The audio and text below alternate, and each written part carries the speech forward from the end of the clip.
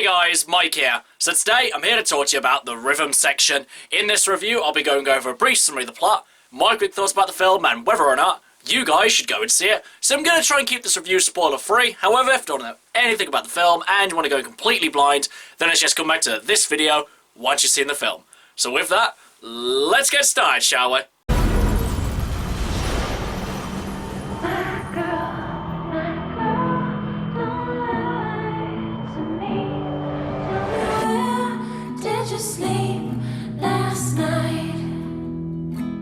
So the rhythm section stars Blake Lively as Stephanie Patrick and Jude Law as B.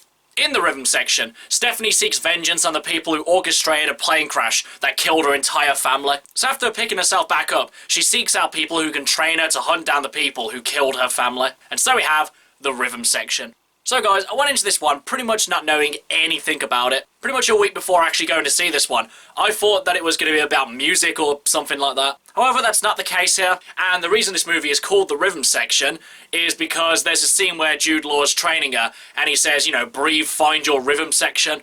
And other than that, the movie has no reference to this being called the rhythm section. And I think the only reason they called it that was just to have a bit of a snappy name, other than just Woman Gets Revenge. Which admittedly is a bit more straight to the point, but doesn't make for a very good title.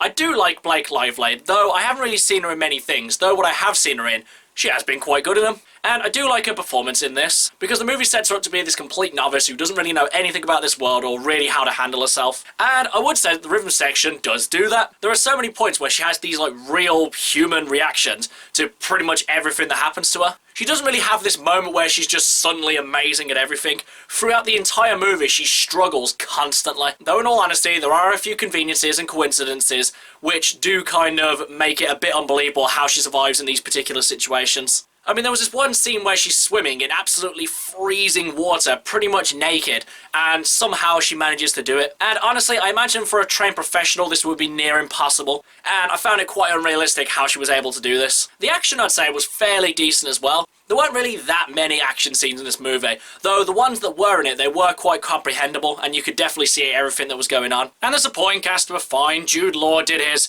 give exposition and train the main protagonist thing, and that was okay, I guess. Sterling K. Brown's in this movie as well, and he's fine. He pretty much kind of gives her a bunch of information, throws a bunch of names at her, and sends her from point A to B. And I think, honestly, that's where the movie kind of struggles a bit. It throws so much information at you and expects you to remember so many names. And if the movie itself was a little bit more interesting, you might have been able to retain this information. But the movie's biggest problem is in the pacing, because in all honesty, the rhythm section has all the makings of a fairly decent action spy thriller, but because the pacing is just terrible, and some of the editing's a bit off, and the way they kind of present the subject matter is completely uninteresting, it makes it really hard to focus and retain any kind of information about this. And believe me, the rhythm section does its hardest to try and keep your attention. And I found the points where they were really trying is when they're doing like uninteresting things and they just kind of throw a slightly more upbeat song than what's going on in the scene.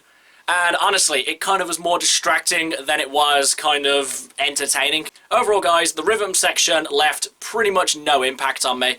The acting was fine, the action was decent, and I fairly enjoyed myself with this one, though probably not as much as I'd hope I would. But now, as for whether or not you guys should go and see it, I honestly would not recommend going to see this one. It doesn't have anything new or interesting or really anything that makes it stand out that would warrant going to see it. Honestly, there are much more interesting movies out right now that are worth seeing rather than seeing this one.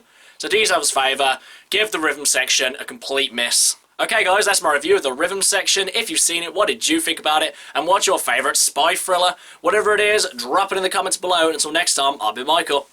See ya!